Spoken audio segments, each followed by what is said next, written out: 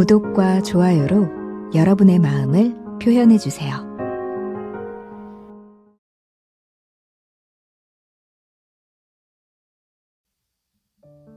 안녕하세요. 소소한 책 이야기 이민아입니다. 오늘 들려드릴 책은 미셸 자우너의 H마트에서 울다입니다. 이 책은 굉장히 오랫동안 많은 분들에게 추천을 받아온 책이었어요. 그럼에도 불구하고 왜인지 모르게 자꾸 보는 것이 미뤄져 왔던 책입니다. 책을 갖고 싶었고요. 보고 싶었어요. 궁금했고 관심이 있었습니다. 근데 이런저런 좋은 책들이 정말 많잖아요. 그래서 이제야 읽게 됐어요. 이 책은 미국의 작가가 쓴 책입니다. 그런데 이 작가의 직업은 따로 있어요. 인디 팝 밴드 제페니즈 브렉퍼스트의 가수이자 기타리스트입니다. 미셸 자우너. 그리고 또 하나의 특징이 있어요. 어머니가 한국 사람이었던 겁니다. 제가 과거형으로 말했죠. 어머니가 돌아가셨어요. 지금 이 작가님이 나이가 제가 추정을 해볼 때 한 35 정도 되신 것 같은데 맞을까요? 아닐 수도 있어요. 그런데 맞다고 생각하는 게 10년 전에 눈을 감으셨다 라고 써있고 그때가 25이라고 했으니까 지금 35쯤 되셨을 겁니다. 조금 이른 나이에 어머니가 돌아가셨어요. 그래서 그 기억을 하면서 이 책을 어머니께 바치는 그런 마음으로 썼다고 합니다. 한국계 어머니가, 한국계라고 하면 안 되죠. 완전한 한국인 어머니가 계셨는데 본인의 절반의 정체성을 가지고 있는 그 한국인 어머니가 돌아가시고 나자 주변에 한국인이 없었던 거예요. 그러면서 어떻게 하면 정체성을 찾아야 되는가 그런 고민도 하고 엄마를 기억하기 위해서 H마트, 쉽게 말하면 한인마트죠. 네, 그런 곳에 가서 이제 엄마를 떠올리면서 엄마와 같이 먹었던 음식 재료를 사고 엄마 생각을 하고 식당에서 식사를 하면서 엄마를 떠올리는 그런 이야기들을 담았습니다. 그리고 에세이다 보니까 이제 엄마와의 사랑, 음식, 이런저런 일들을 가지고 이제 있었던 일들 글로 담았는데요. 보고선 다들 눈물이 나지 않을 수 없다라고 하더라고요. 저도 보면서 눈시울이 시큰해지는 그런 책이었습니다. 버락 오바마가 추천한 책이라고도 하네요. 화제의 베스트셀러라고 뒤에 써 있는데, 자, 미국 작가의 정말 한국스러운 한국에 대한 한국 어머니에 관한 이야기 지금부터 같이 읽어보실게요. H마트에서 울다. 엄마가 돌아가신 뒤로 나는 H마트에만 가면 운다. H마트는 아시아 식재료를 전문으로 파는 슈퍼마켓 체인이다. H는 한아름의 줄임말로 대충 번역하자면 두 팔로 감싸 안을 만큼이라는 뜻이다. 한국에서 조기 유학 온 아이들은 고국에서 먹던 갖가지 인스턴트 라면을 사러, 한인 가족들은 설날에 해먹을 떡국떡을 사러 이곳에 온다. 큼직한 통에 담긴 깐 마늘도 여기서만 살 수 있다. 한국 음식을 해먹는데 마늘이 얼마나 많이 필요한지를 제대로 알아주는 곳은 이곳뿐이라는 말이다. H마트는 일반 슈퍼마켓 매대 중 달랑 한 칸을 차지하는 세계 전통식품 코너에서 우리를 해방시켜준다. 이곳에는 스리라차 소스 병 옆에 고야 통조림을 쌓아두지 않는다. 대신 5만 가지 반찬이 있는 냉장식품 코너도 있고 만두피를 구비해 놓은 냉동식품 코너도 있다.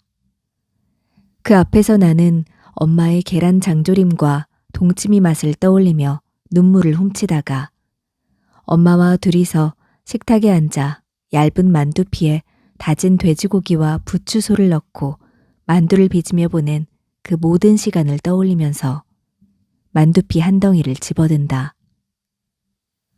그러다가 건조식품 코너에서 훌쩍이며 스스로에게 묻는다. 이제 전화를 걸어 우리가 사 먹던 김이 어디 거였냐고 물어볼 사람도 없는데 내가 여전히 한국인이긴 할까? 백인 아버지와 한국인 어머니 사이에서 태어나 미국에서 자란 나는 전적으로 어머니에게서 한국 문화를 접했다. 엄마는 내게 직접 요리하는 법은 가르쳐 주지 않았지만 내가 완벽한 한국인 식성을 갖도록 나를 키웠다.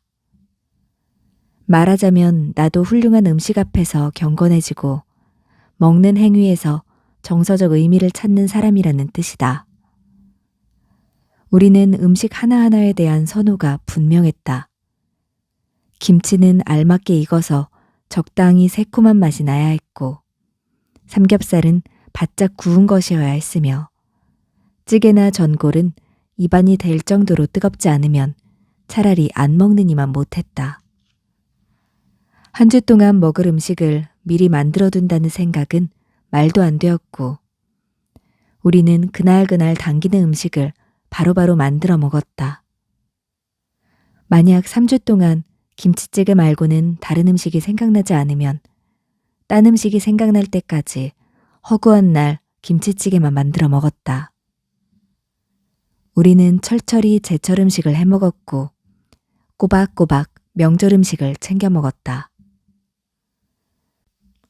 봄이 되어 날이 따뜻해지면 마당 테라스에 캠핑용 레인지를 들고 나가서 다 같이 둘러앉아 신선한 삼겹살을 구워 먹었다. 내 생일날에는 미역국을 끓여 먹었다. 미역국은 한국에서 산후조리 중인 산모들에게 권장하는 영양소가 풍부한 해초 스프인데 한국에서는 생일날 자신을 낳아준 어머니를 생각하며 이걸 먹는 전통이 있다. 음식은 엄마가 사랑을 표현하는 방법이었다. 엄마는 겉보기엔 지독한 잔소리꾼이었지만 자신의 억지스러운 기대에 부응하도록 나를 끊임없이 몰아붙였던 탓에 내 입맛에 꼭 맞춰 점심 도시락을 싸주거나 밥상을 차려줄 때만큼은 엄마가 나를 얼마나 끔찍이 여기는지 확실히 느낄 수 있었다. 나는 한국말을 거의 할 줄 모르지만 H마트에만 가면 어쩐지 한국말을 유창하게 하는 사람이 된 기분이 든다. 이런저런 농산물을 어루만지면서 참외니 단무지니 하는 말들을 중얼거리고 친숙한 만화 그림이 그려진 형형색색의 반짝이 봉지에 담긴 과자들로 쇼핑카트를 채운다.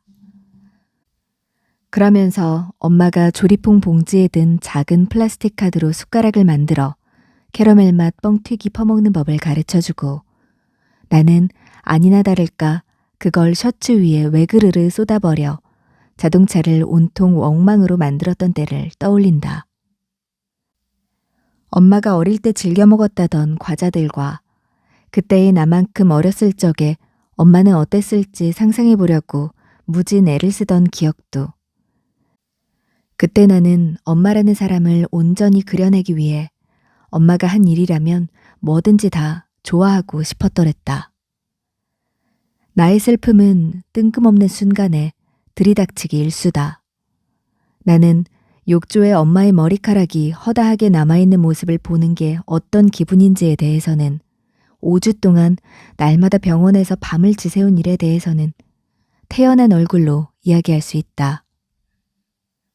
그러나 H마트에서 남모르는 아이가 뻥튀기를 담은 비닐봉지를 양손에 하나씩 집어드는 모습에는 속수무책으로 무너져 버린다. 원반 모양의 그 앙증맞은 쌀과자는 나의 어린 시절을 떠올리게 했다. 엄마가 내 곁에 있고 방과 후에 둘이서 동글납작한 스티로폼처럼 생긴 과자를 한 입 크기로 입에 넣고 아작아작 씹으면 그것이 혀 위에서 설탕처럼 사르르 녹아버리던 행복한 시절이었다. 식당가에서 어느 할머니가 해물짬뽕을 먹다가 새우 머리와 홍합 껍데기를 자기 딸 밥뚜껑에 건져내는 모습을 보면 왈칵 눈물이 쏟아진다. 머리카락은 곱슬곱슬한 반백이고 양쪽 광대뼈는 복숭아 마냥 볼록 솟았고 눈썹에는 오래된 문신 자국이 푸르스름하게 남아있는 얼굴. 나는 70대의 엄마는 어떤 모습일지 궁금해진다. 한국 여자들이 할머니가 되면 정해진 수순처럼 따르는 그 똑같은 파마머리 대열에 엄마도 동참했을지도. 엄마가 팔짱을 끼고 아담한 몸을 내게 기댄 채로 에스컬레이터를 타고 식당가로 올라가는 모습을 상상한다. 우리는 둘 다 엄마가 뉴욕 스타일이라고 말한 올 블랙 차림일 것이다. 엄마가 생각하는 뉴욕 이미지는 영화 티파니에서 아침을이 유행하던 시절에 영영 머물러 있었으니까. 엄마는 이태원 뒷골목에서 구입한 짝퉁 핸드백이 아니라 평생 그리도 갖고 싶어 하던 샤넬 누빔 가죽 진품 핸드백을 들었을 것이다. 손과 얼굴은 QVC 홈쇼핑 채널에서 산 노화 방지 크림 때문에 살짝 끈적일 테고 내가 이상하게 생겼다고 사지 말라 했던 하이톱 운동화를 신었을 것이다. 미셸, 요즘 한국에서는 연예인들이 다 이걸 신고 다닌단다. 엄마는 내 코트에 생긴 보풀을 뜯어내면서 잔소리를 해대겠지만 어깨가 굽었다는 둥, 신발을 좀 새로 사라는 둥, 자기가 사준 아르간 오일 트리트먼트를 대체 왜 안 쓰냐는 둥. 어쨌든 우리는 함께 있을 터였다. 솔직히 말하자면 나는 부하가 나서 죽을 지경이다. 내가 생판 알지도 못하는 이 한국 노인에게 짜증이 난다. 이 여인은 이렇게 멀쩡하게 살아가고 있는데 우리 엄마는 그렇지 않단 사실에 화가 치밀어 오른다. 마치 생면부지의 이 여인이 살아남은 것이 내가 엄마를 잃은 것과 무슨 연관이라도 있는 것처럼. 누군가는 우리 엄마 나이에도 자기 엄마를 곁에 둘 수 있다는 사실에 골이 난다. 저 노인은 여기서 이렇게 매운 짬뽕을 후루룩거리며 먹고 있는데 어째서 우리 엄마는 그렇지 않은 거지? 분명 다른 사람들도 그런 생각을 해보지 않을까? 인생은 불공평하고 때로는 분별 없이 남 탓을 해보는 게 아주 조금이나마 도움이 될 때도 있으니까. 이따금씩 출입문도 없는 방 안에 홀로 남겨진 기분이 들 정도로 깊은 슬픔에 잠길 때가 있다. 엄마가 돌아가셨다는 사실을 떠올릴 때마다 나는 단단한 벽에라도 부딪힌 듯한 심정이 된다. 출구도 없고 단단하기만 한 벽면에 쿵쿵 머리를 찌으면서 앞으로 다시는 엄마를 보지 못하리라는 절대 불변의 현실만 자꾸자꾸 떠올리는 것이다. 보통 도시 외곽에 자리 잡은 H마트는 주변에 가지각색의 아시아 상점과 식당이 생겨나 아시아인들에게 일종의 부도심 역할을 한다. 상점이든 식당이든 하나같이 도심에 있는 것들보다 훌륭하다. 반찬 가짓수는 테이블 하나를 꽉 채우고도 자리가 모자랄 정도여서 멸치볶음이며 오이소박이며 온갖 절임류 반찬을 담은 작은 12접시에 일행이 달려들어 테트리스를 해야 하는 그런 한국 식당 말이다. 이 식당들은 비빔밥에 피망을 올려내거나 숙주나물을 한 접시 더 달라 하면 대번에 싫은 기색을 보이는 알량한 회사 지정 아시아 퓨전 식당과는 차원이 다르다. 이게 진짜 한국 식당이다. 표지판을 보면 지금 내가 옳은 방향으로 가고 있는지 아닌지 알 수 있다. 길을 제대로 들어서서 쭉 가다 보면 점포 차양에 쓰인 글자가 서서히 달라지기 시작한다. 그걸 읽을 수 있는 사람도 있고 아닌 사람도 있을 터. 이때가 바로 초등학교 수준의 내 한글 실력이 시험대에 오르는 순간이다. 달리는 차 안에서 얼마나 재빨리 그 모음들을 읽어낼 수 있을 것인가. 6년 넘게 금요일마다 한글학교에 다닌 실력을 보여줄 때는 이때뿐이다. 나는 교회, 안과, 은행 표지판을 읽는다. 그렇게 몇 블록을 더 가면 드디어 심장부에 와 있다. 갑자기 딴 나라가 된다. 온통 아시아인밖에 없고 온갖 방언이 보이지 않는 전선처럼 정신없이 허공을 가로지르는 곳. 눈에 들어오는 영어라고는 달랑 핫포트와 리커스 뿐이고 그마저도 귀여운 호랑이나 춤추는 핫도그 캐릭터 옆에 상형 문자 같은 글자들 아래 푹 파묻혀 있다. H마트 단지에 들어서면 식당가와 전자제품 매장과 약국이 보인다. 그리고 어김없이 화장품 코너가 있는데 그곳에서는 달팽이 점액질이나 캐비아 오일이 들어간 한국 화장품 또는 태반 함유를 넌지시 내세우는 페이스 마스크를 판다. 묽게 내린 커피와 버블티와 각양각색의 빵을 파는 유사 프랑스 빵집도 있다. 진열대 위에서 반들반들 자태를 뽐내는 그 빵들은 실제보다 훨씬 더 맛있어 보인다. 요즘 내가 다니는 H마트는 필라델피아 북동쪽 엘킨스 파크라는 도시에 있다. 주말이면 차를 몰고 그곳으로 가서 점심을 먹고 일주일치 장을 보고 그날 사온 신선한 재료로 그때그때 당기는 대로 저녁을 지어 먹는 것이 나의 일과다. 엘킨스파크 H마트는 2층으로 되어 있는데 식료품점은 1층에, 식당가는 2층에 있다. 식당가에서는 별의별 음식을 다 판다. 오로지 스시만 취급하는 식당, 정통 중국 음식만 파는 식당, 전통 한국찌개를 전문으로 하는 식당 등 다양한 식당이 늘어서 있다. 찌개는 뚝배기라고 부르는 전통 독이 냄비에 내용물이 보글보글 끓는 상태로 나오는데 이때 뚝배기는 식탁에 오르고 나서도 10분은 좋게 더 보글거릴 수 있게 하는 미니 가마솥 역할을 한다. 한국식 길거리 음식점도 있는데 거기에선 한국 라면도 팔고 두툼한 피에 돼지고기와 당면을 꽉 채워 만든 큼지막한 찐만두와 한입 크기의 길쭉하고 쫄깃쫄깃한 떡과 함께 어묵, 붉은 고춧가루, 고추장 소스를 넣어 끓인 떡볶이도 판다. 달짝지근하고 매운맛을 내는 이 고추장은 거의 모든 한국 음식에 사용되는 3대 기본 소스 중 하나다. 그리고 마지막으로 내가 가장 좋아하는 한국식 중국 음식점이 있다. 그곳에선 탕수육, 반들반들하고 새콤달콤한 오렌지빛 소스에 버무린 돼지고기 튀김과 짬뽕과 볶음밥과 짜장면을 판다. 식당가는 짜고 기름진 짜장면을 후루룩거리면서 사람 구경하기에 안성맞춤인 곳이다. 지금은 대부분 세상을 떠나고 없지만 한국에 살았던 내 가족들을 떠올린다. 엄마와 내가 장장 14시간의 비행 끝에 서울에 도착할 때마다 가장 먼저 먹은 음식이 바로 한국식 중국 음식이었다.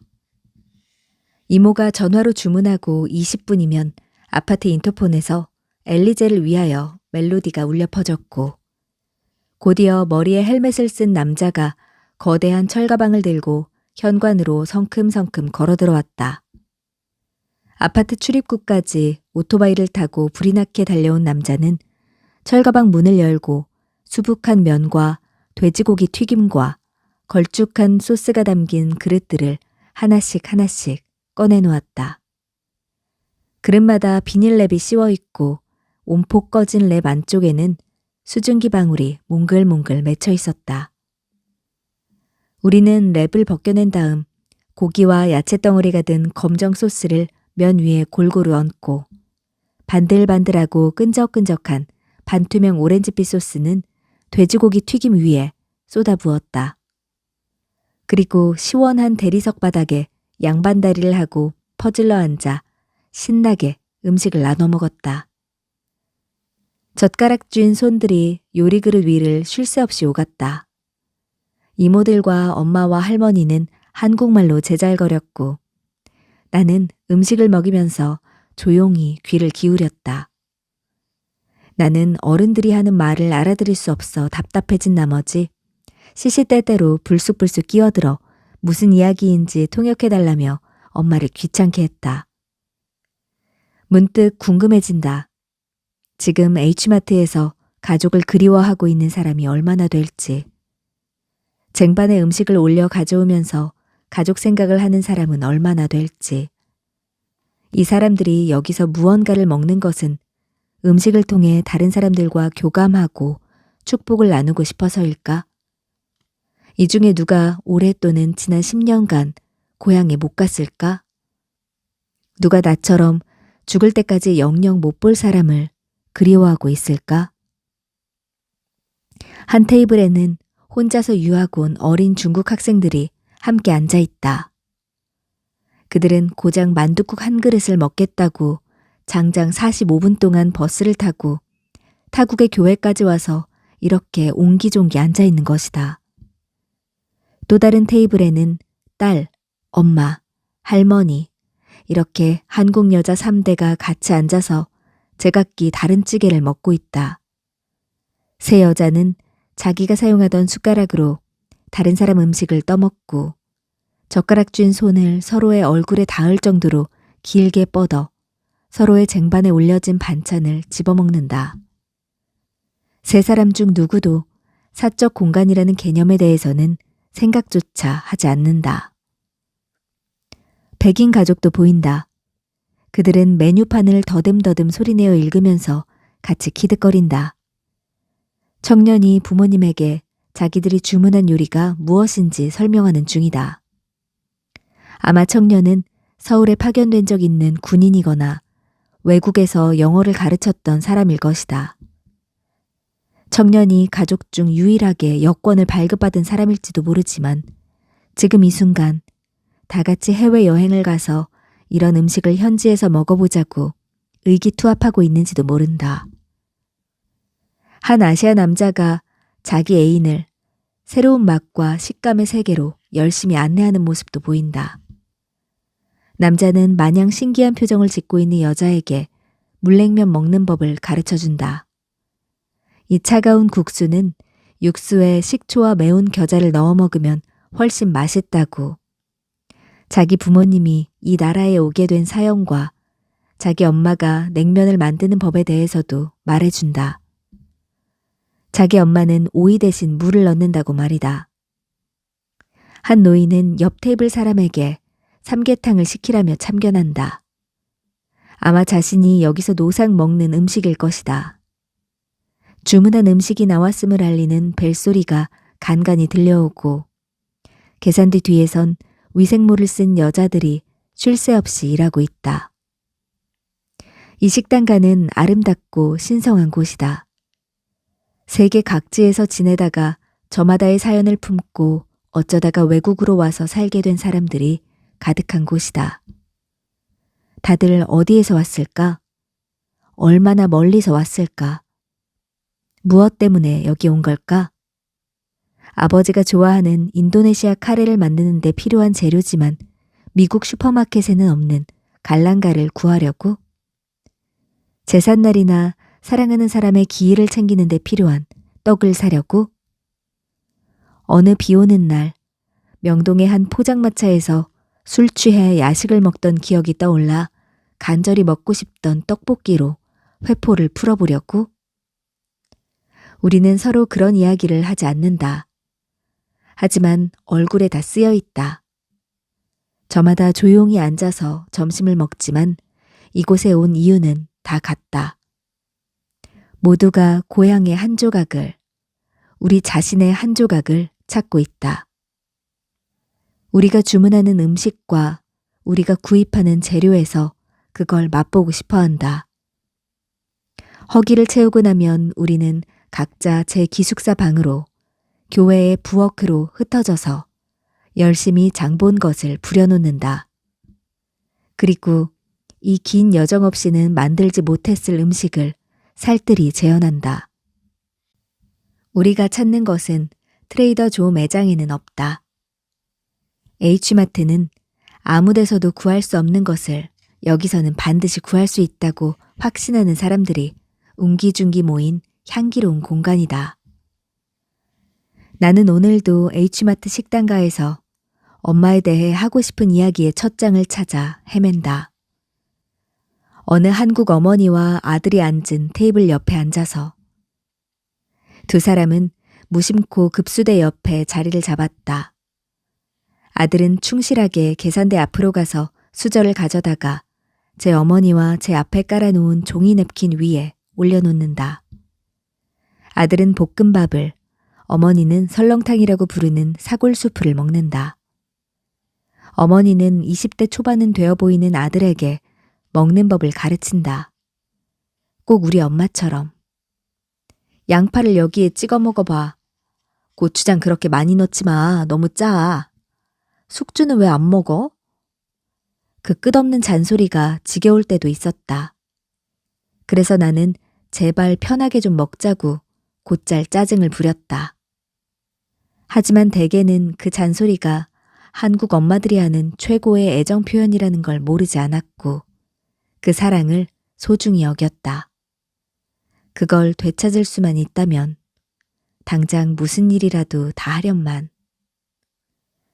청년의 어머니는 자기 수프에서 고기 조각들을 건져내 아들의 숟가락에 올려놓는다. 좀 피곤해 보이는 아들은 어머니에게 말도 별로 건네지 않고 조용히 앉아서 먹기만 한다. 그에게 내가 지금 얼마나 우리 엄마를 그리워하는지 아느냐고 말해주고 싶다. 어머니에게 더 잘해드리라고. 삶은 허망해 어머니가 언제 훌쩍 떠나가 버릴지 알 수 없다고 말해주고 싶다. 어머니를 모시고 병원에 가서 검진을 받으시게 하라고. 혹시 지금 어머니의 몸 안에 작은 종양이 자라고 있진 않은지 반드시 확인해 보라고 말해주고 싶다. 나는 지난 5년 사이 이모와 엄마를 모두 암으로 잃었다. 그러니 내가 H마트에 가는 것은 갑오징어나 세 단의 1달러짜리 팔을 사기 위해서만은 아니다. 두 분에 대한 추억을 찾으려고 가는 것이기도 하다. 두 분이 돌아가셨어도 내 정체성의 절반인 한국인이 죽어버린 건 아니라는 증거를 찾으려는 것이다. 그런 내게 H마트는 도무지 머릿속에서 떠나지 않는 기억. 항암 치료로 머리카락이 다 빠지고 뼈만 남은 엄마의 몸과 하이드로코돈 복용량을 기록하던 기억으로부터 벗어나게 해준다. 대신 두 분이 그 전에 어떤 사람이었는지를 떠올리게 해준다. 아름답고 활기찬 모습, 고리 모양의 달콤한 짱구 과자를 10손가락에 끼고 흔들어대던 모습, 한국 포도를 먹을 때 껍질에서 알맹이만 쪽 빨아먹고 씨를 훅 뱉는 법을 내게 가르쳐주던 모습을. 네, H마트에서 울다. 오늘은 여기까지 함께 읽어보겠습니다. 지금 아주 늦은 밤에 조용한 방에서 책을 읽고 있는데요. 이 책을 쓴 저자, 어머니가 돌아가셨을 때 나이가 그렇게 많지 않았음에도 불구하고 제가 생각할 때는 굉장히 관찰력도 뛰어나고 공감력도 높은 그런 사람인 것 같아요. 성격적으로. 제가 그 나이 때는 어땠을지 보통 이렇게 에세이를 읽다 보면 그 저자의 나이 그리고 비슷한 시기적인 것들을 떠올리면서 나와의 공감대를 이제 형성해 보면서 공통점을 찾으려고 노력하게 되잖아요. 그러면서 또 그 작가, 그 저자의 사연을 이해하려고 하는 마음이 드는데 제가 느낀 점은 그거였어요. 비교적 어린 나이임에도 불구하고 엄마가 그리고 직접 요리를 해주긴 했지만 요리하는 방법을 가르쳐 준 적은 없다고 하는데도 이 책을 보다 보면 굉장히 그 하나하나 메뉴에 들어간 뭐 재료라든가 느낌, 맛 이런 것들을 굉장히 자세하게 생각하고 있고 그리고 가족들과 특히 그 한국 가족들과의 만남에서 있었던 그런 크고 작은 일들에 대해 나열하는 모습을 보더라도 정말 기억력이 남다른 것 같더라고요. 그 부분은 이 저자의 어머니에게서 물려받은 성격이 아닐까 하는 생각이 들었어요.